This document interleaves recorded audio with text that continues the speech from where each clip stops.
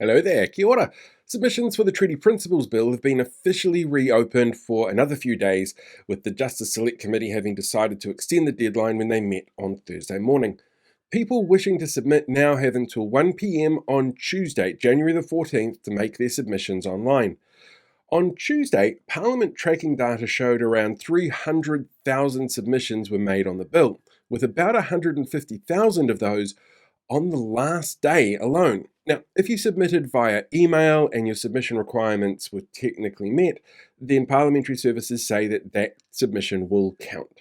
Now, for context here, the bill banning conversion therapy practices against Rainbow community members garnered 107,000 submissions in 2021 and has the title of the highest ever number of submissions made on a single bill before a select committee.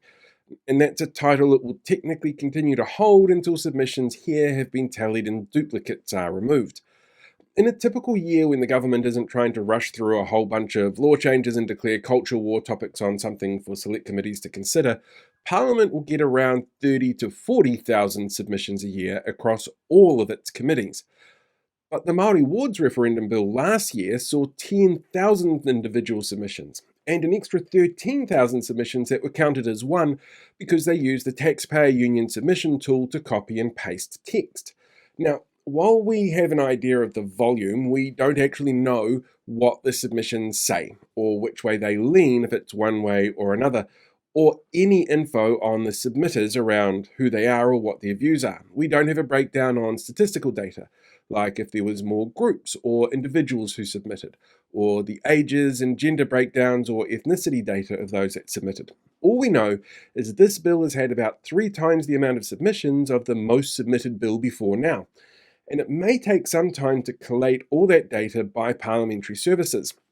What will be pretty clear here, though, is the response from the bill's author, David Seymour. Now, he's used the bill very effectively to build his media presence, and he will use one of 2 lines when the numbers are known.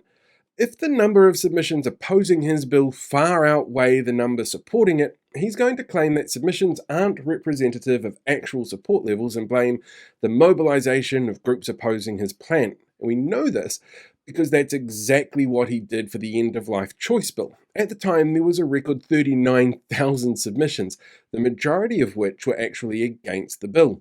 Now, he'll cite a Curia poll done by the Taxpayers Union or polling from his own Treaty NZ website that he claims show people are in support of the bill, and clearly submissions were driven by a few angry radicals, which is a term that tends to be used a lot for Māori that upset white people. And of course, if the submissions show an overwhelming support for the bill, Seymour will use that to pressure the Prime Minister to support it past the first reading, and astro-turf groups like Hobson's Pledge will use it to push for a citizens-initiated referendum, which Don Brash's zombie remains have already said is part of their plan. So, if you haven't already made a submission or you tried and it wouldn't go through, get onto it now. Don't wait until the last minute. Maybe write it up in a Word document first in case the website has volume issues again. Remember to use your own words. Your voices are the ones that need to be heard. Good luck, and remember to take a peek at what else is being submitted on the parliamentary website while you're there, because there's always things that need feedback, and they're always after more feedback from the public on everything that it is that the government does.